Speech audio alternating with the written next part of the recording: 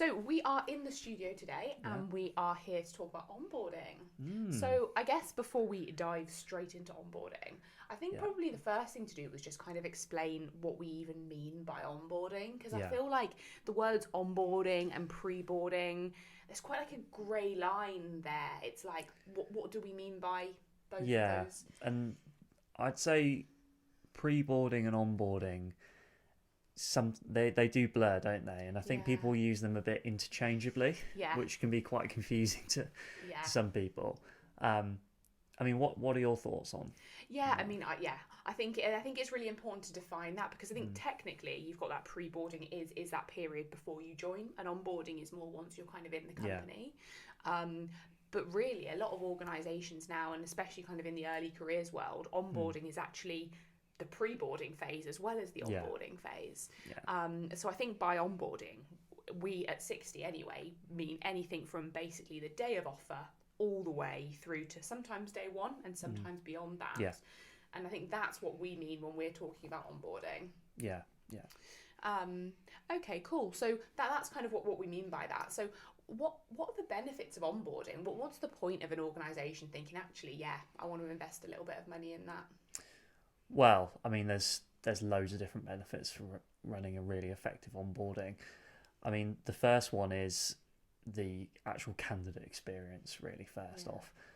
There's still a lot of organisations that they're giving loads of offers out, and with early careers especially, they're early in the year, so they're even December time, January, February, all the way kind of through to April, May, and then they're starting in September or even later. That's a long time to be waiting.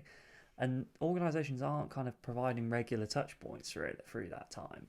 And if they are, they're often live events. People are busy. They're not then going to engage with them, or you might only get a few. They're quite resource heavy.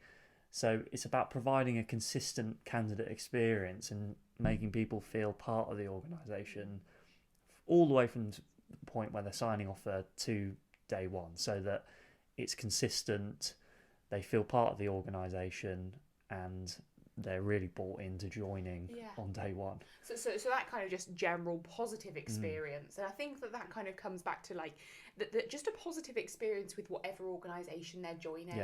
So it's like they've not really had anything really negative in their journey, all the way from the kind of the recruitment all the way through to kind of joining the company. It's all been a very kind of positive, nice, good experience. So definitely 100%. I mean, that's a huge benefit that you get from this kind of onboarding stuff. Absolutely. And I think the second thing probably is the reduction of renege risk, or even dropout risk as well. So with it being a long period of time and the market being super competitive, people will be looking at other organisations in all likelihood. So it's about making sure that you're keeping that engagement level high so that people remain bought into joining your organisation, and they're not thinking, okay, maybe the grass is greener somewhere else. And even if that does happen, it's about recognising that risk. So recognising the things before they happen, the kind of trigger risk factors, and saying, right, this person or this individual is probably not engaging as much as we would expect them to, or they've said they're not having a great experience. How can we make sure that they're going to join us on day one before they then drop out or renege and go somewhere else? So it's about recognising those things before they happen and enabling organisations to kind of be proactive in targeting that. Okay, I totally agree. And I think probably the other thing for me is actually just sometimes that period it's very kind of, it's like we said, very long. But I think another thing is around just getting everybody ready to actually join the organisation. So on day one, it's not like, whoa, okay, this is huge, this is big, this is scary, I know nothing. So we were recently kind of working with a water company organisation, and they're a very, very complex structure, as you know, kind of with the water environment that we all kind of know about that. And I think it's just potentially bringing some of that kind of information around kind of organizational structure, or even like the sector in general. Yeah. And just knowing that before you start. So on day one, you're not feeling completely clueless. So not only does it mean that you can actually start working and get up to speed and kind of be doing value add work quicker, but I think it's a really big confidence thing as well. I feel like when you feel like you already know a little bit of the information you need to know, you're like, okay, I think I can kind of handle this. Yeah, I think there's like a multitude of benefits of doing that, and it's kind of built into that kind of pre-skilling element. So it's about giving value and giving knowledge and, you know, that kind of insight to candidates before they start, so that they're going to perform better when they arrive in the organisation. They're going to hit the ground running, and they're less likely to have a lot of issues. But also that they're feeling a lot more confident, and, you know, they're going to perform better. You're not then having to then fill their first week, which, to be honest, should be really spent getting to grips with their job, networking, meeting people. That's probably not the best time to then be giving them the full background on the industry or what the company does and how it works. That's ideal content to fit before they arrive in the company, so that they're spending their first week doing what really matters. Yeah, definitely. And I think probably the other thing about onboarding as well is around just kind of having a friendly face on day one. So the big thing obviously that we do is very much kind of request videos from line managers, so really quick 60-second videos or photos, just so that you know what your line manager is going to look like. Or it's that friendly face, isn't it? Yeah. And sorry. So I was just going to say, absolutely, I think that's something that organisations really don't always see the value in, and that makes such a difference to a candidate on a personal level, is that you just kind of have a name of somebody that's going to meet you on day one. You have no idea kind of what they look like, what they're like, and it's just that personal message to really make you feel valued and welcomed and kind of at ease. I agree, and I think it's that being valued on a personal level. I think that's a really big thing, and I think that obviously the world is changing very rapidly, especially kind of with how tech is evolving right now. And I think that there's disadvantages and advantages to that, obviously, but I think a really big disadvantage to that is that everything has got so impersonal. It's like, here's an email from our mail inbox, you can't contact us, you can't email us back, but here's some information. And it all just seems very one-sided and very, very, very impersonal. And I think that a really big part of onboarding is bringing that personal element back to it. So you're actually seeing real faces, real people, hearing real stories. And I think that is really powerful in itself. Yeah, absolutely. I think it's all about making it people first to calm nerves and really create connections. And I think that kind of flows in logically as well to the networking side of things. And the great thing about really investing in a quality kind of onboarding experience is that connection that you build up with existing talent. So between other existing talent, that's really powerful to build those bonds, to build that cohort vibe, because it creates a feeling of belonging and buy-in to the organisation and to the program. And also that networking between candidates that are coming in and candidates that are in the position already. Kind of, it could be year one, year two. And the amount of knowledge that then passes on between those kind of cohorts, because quite often candidates, they might not feel comfortable to ask certain questions to early careers managers. You know, that it's really helpful to be able to provide them a facility to connect and be able to ask those questions to people that are actually in the position that they'll be in. Yeah, definitely. Because I think, but before joining, I remember when I was kind of going through my grad and internship, before I joined, I was like, if I ask any silly question, I could lose my job. Like, they might not want me anymore. And I think that you do kind of naturally think like that. And I guess kind of on that note that you were just saying there around kind of that networking element is, before we kind of designed our onboarding solution at 60, we spoke to a lot of people, a lot of kind of Gen Z talent, and everything, the top of pretty much everybody's list was, I want to be able to network and speak to existing talent in the business. And that was a really, really big thing. And I think it does come back to that being able to ask those kind of silly questions and ease nerves. Absolutely. And in a way that's not kind of, exclusionary or requires, with data privacy and phone numbers and things like that. It's just a kind of minefield for organisations to deal with. So it really does enable that networking in a safe and kind of professional manner, which I think is absolutely huge for organisations. The other thing that I think we haven't mentioned as well is kind of, checklists and things that early talent need to do during their onboarding journey. It's kind of having one place to manage all of that, to make sure that they know where they're going on day one. All the essential information is kind of kept in one nice place rather than ad hoc emails. Which I think is generally kind of how a lot the amount of organisations we speak to, that it's ad hoc emails and lots of spreadsheets, and you just think like that must be just so much work internally for all those early careers managers who have got 101 other things kind of going on because of just kind of the cyclical and busy nature of early careers. It's a lot, and I think that, like you said, it kind of just streamlines everything and kind of brings it into one place. But I think the thing about onboarding though, as much as early careers, I think it's vital because you've got that, like we said, that really long 9-month period. But really, onboarding into any organisation as any kind of level employee is also really important. Absolutely. I don't think that any of the principles from early talent don't apply to the wider ecosystem, really.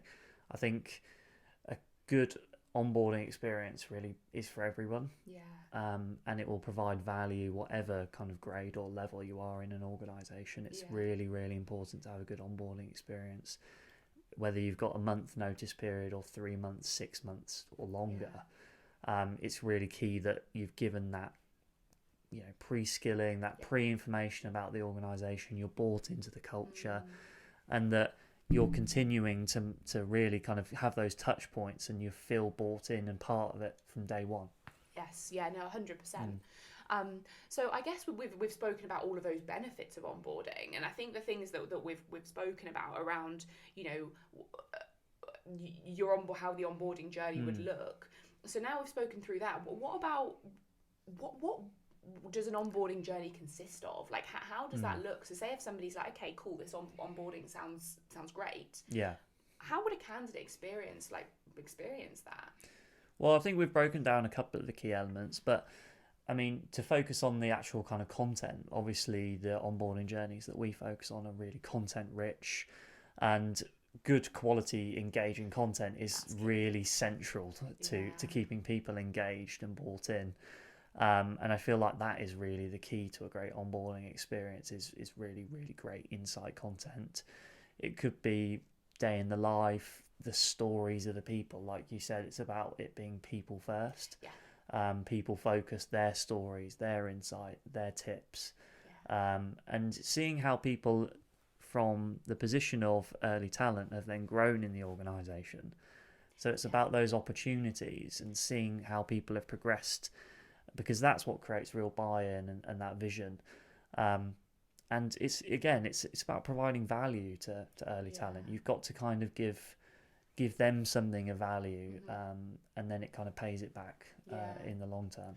So I think benefits wise, it's very much that not only is it a more streamlined and just a better candidate experience, but it also means that they're actually ready to hit the ground running on day one. Absolutely. And I think another part of the onboarding actually that we haven't mentioned is around just leveling the playing field for everyone. And I think that comes back to, I know you mentioned the kind of the pre-skilling earlier around, just being able to give some kind of basic tips that might be around communication, or how to introduce yourself, or how to kind of be and just exist in that quite a complex group dynamic.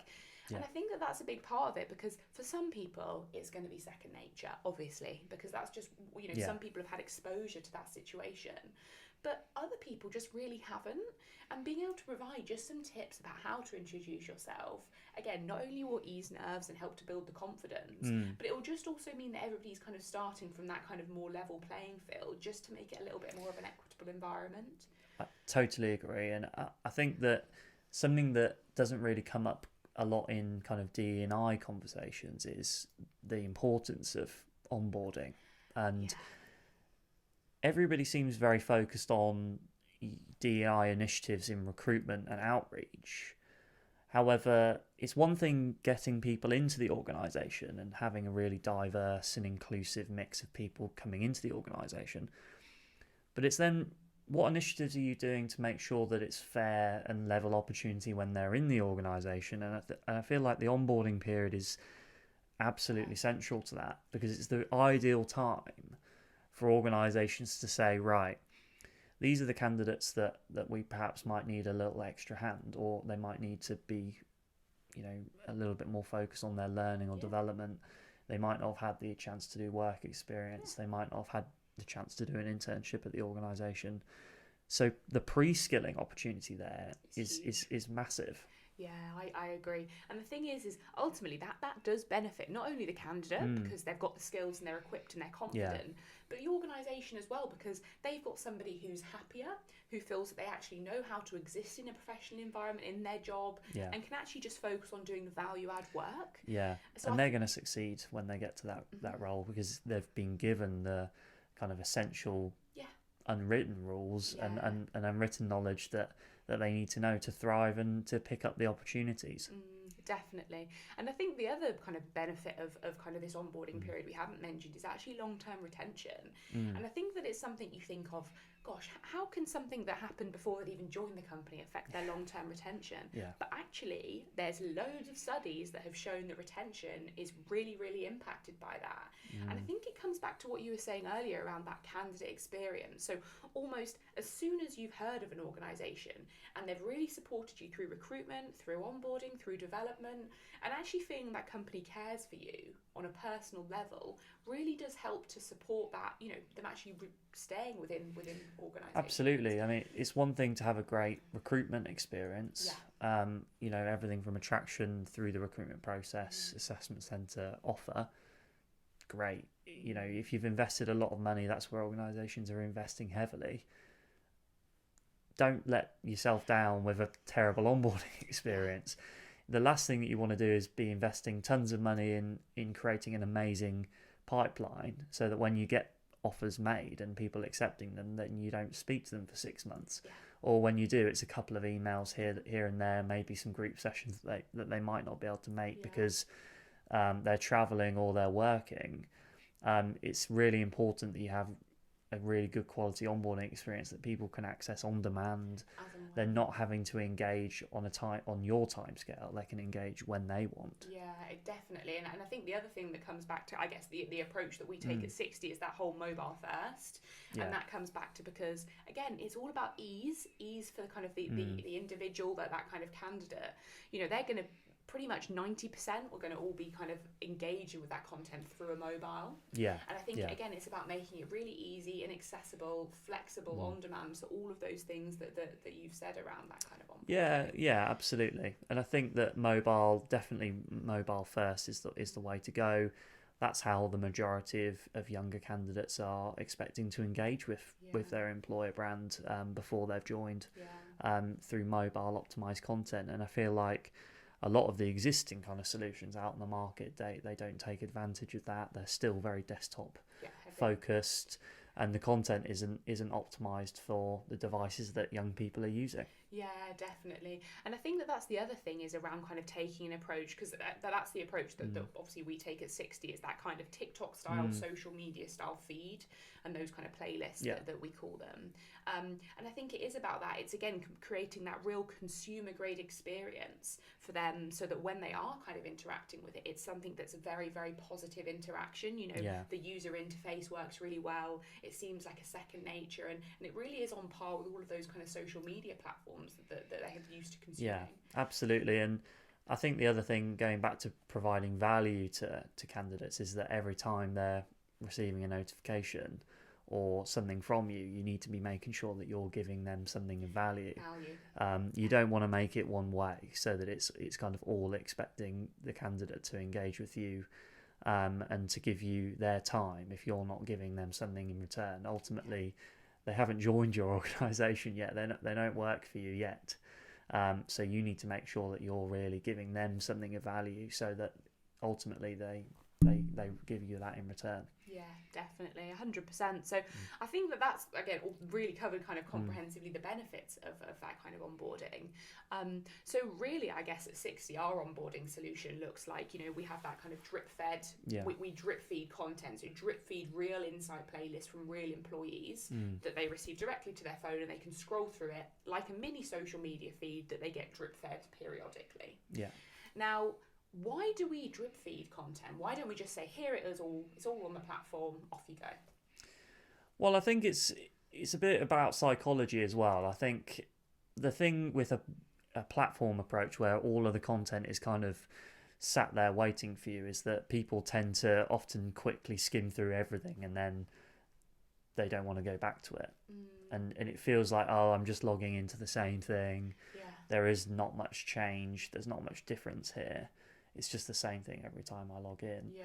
Whereas I think the approach that we've taken is different in that every time we're reaching out to a candidate, the experience is totally different, and the content that they're receiving is completely different. Yeah. And again, that it's all centered around a different topic. Yeah. So that it gives them a lot of value when they engage with it, and it's fresh. Yeah. And again, they don't have to remember a username and password to log in. We're literally giving them the content straight away. And we talked about this with learning. It's don't just send them an email saying, "Oh, new content's here." Go and log in. Go and find the website. And go remember your password. Yeah, just send them the content. Yeah, just send them. Surely Yeah, that makes sense. absolutely. I know. No, I totally get you. Yeah, 100%. Okay, cool. So that's kind of the kind of the drip fed element. Yeah. And then what about the approach that we take to content? So rather than it being that kind of more corporate, here's our CSR video that's already on our website, what kind of stuff do we do in the content field? Yeah, I think, again, it's people first. So focusing on people. It's not just about the corporate policies and things like that. It's about really telling people's stories and feeling like they're connected to people. I think that's really powerful. Storytelling is so powerful to get people bought into an organisation. And it really can help highlight role models in the organisation as well. Relatable role models. Absolutely. I think that's a big part of it, isn't it? When you're trying to attract and kind of engage and keep engaged and excited, certain different kind of demographics or individuals you're trying to kind of attract to your company, they need to be able to see somebody in that position who's doing really well and think, I can do that too. And I think a big part of it is that kind of inspiring element and actually being able to relate and being able to imagine yourself there. Yeah, and I think that's something that other solutions that really helps us stand out over other solutions is that we help organisations with their content and we help our clients do that. And I think that's really part of our kind of ethos and philosophy, is that the content is so integral to the onboarding experience, and we don't expect early careers managers and HR managers to be going out there and filling their platform with content. We have to give them a helping hand. We know they're busy people, and we have experts that can help them do that. And we give them the tool set and the kind of access to the resources to do that. And I think the key thing with outreach content generally, if somebody is actually looking to create it themselves, it might not be they're looking for a 60 solution, which absolutely fine. But I think the key thing to the content is that it's authentic. And I think that's a really big thing that I see a lot of organisations doing, is that kind of comes back to what I was saying earlier. It's all very corporate. It's all very studio days. It's very, here's somebody speaking to camera in a very corporate manner. And in all honesty, with the Gen Z talent that they're trying to attract right now, that's not what's going to appeal to them. It really needs to be somebody speaking authentically about them and about their role and their story. And I think that's also a really important key integral part of the content as well. Yeah, absolutely. Okay, so we've spoken about those. So throughout kind of onboarding, you get that drip-fed content of different kind of insight playlists of hearing real stories from real kind of employees. And then obviously, again, on our platform, we've also kind of got that chats and that network side of things as well. And kind of, I guess we've already spoken about the benefits of that. Yeah, absolutely. Yeah, and I think, again, with chats and things like that, it's about having those pre-set up and having the topics that people are going to want there ready. And whether it's location-based, role-based, I think that it's really important to have that facility away from just using WhatsApp. Yeah, no, definitely, 100%. And is there anything else kind of about onboarding generally that you just thought that? I think the last thing that I probably wanted to raise was, like you said, onboarding doesn't kind of stop at day one. Yeah. And something I think that's a bit of a misconception about onboarding is that, it's once you get to day one, you're kind of on the program there and that's it. Yeah. Actually, no. And the thing with the 60 system that we built was that it was really important to us that the journey doesn't then end at day one, and that we make sure that, one, you're being provided with a great experience in your first week, but also that it can link perfectly with your kind of development program, your micro learning, and everything, actually on your development program, that it's one seamless kind of digital environment. It doesn't finish on day one, and even like a year down the line, you can still be hosting part of your graduate or apprentice program even longer, through the whole scheme. It's about creating a kind of digital home or a digital hub for your program that people can have to keep them aware, to host resources and things like that throughout the entire process. Yeah, no, 100%. And I think it comes back to what we were talking about earlier around that whole journey. And I think that that's a really important thing, is to look at that early careers journey, or really any employee's journey, but at a really holistic level. So not thinking, okay, so this is the attraction, this is onboarding, this is development, and then they're off program. It's about thinking, okay, holistically, how can we make sure this whole process is as smooth? And it comes back to the candidate experience that you were saying earlier. Throughout, they've got that support. They really feel that that again, they're cared for as an individual at an individual level by an organisation. Yeah, and I think it's not kind of value wasted, really. I think delighting people when they arrive in the organisation by giving them an absolutely amazing experience, it just makes it so much easier to then go back to the attraction, back to the onboarding stage, when you can rely on the candidates you've brought in to champion your organisation, to champion your programme to the next people that are coming in. So I think it's absolutely vital to make sure that you're giving them the best experience possible, so that you can then capture those voices and really get people bought into attracting the next cohorts of people in. Yeah, definitely. And I really like what you said there around the word delight. It's really trying to really kind of make that whole thing very positive. And I agree, because you need those champions. You need those people to say, listen, I've been on this grad scheme and I'm now a senior leader in the business. Whenever I speak to somebody that's been through, and really has stayed from graduate all the way through, I'm like, wow. And I think that's just a really, really kind of inspiring moment. It's like, clearly something's been done right there. And I think that it is, if you get that whole kind of onboarding and then kind of development journey correct within a business, you've got your long-term retention of staff. You're not going to have to worry about your pipeline. You've got individuals who are really bought into your organisation at a very deep level. Yeah, absolutely. And I think that that's not just really, even thinking wider than graduate programs, whether it's apprenticeships, even internships and summer placements. I think that's something that's people don't often think is associated with an onboarding solution.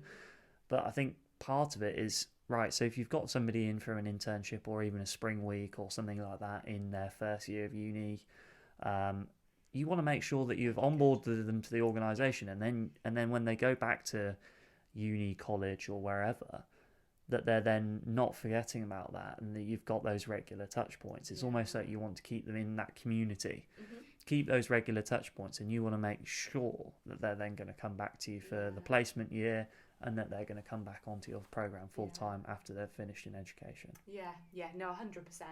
And I do think, and I feel that there is a shift in the market at the moment towards, I think people are starting to realise the real value of onboarding, which is kind of really exciting to see, actually, obviously for us. I was having a look through the latest ISE report, actually, the other day, the Institute of Student Employers, their recruitment one, and it was saying around, about 8 to 10% of budgets currently are spent on onboarding. And I think that is going to be really interesting to kind of see the shift next year around that, because I really do think that the popularity and the understanding of how crucial this phase is. Absolutely, and the opportunity, because it's, again, with it being a long period of time, it's a long period of time to just leave kind of blank. Yeah. And it's really 6 months plus for an organisation to really impress, to really add value to, and likewise, get their candidates ready to be the best employees they can be.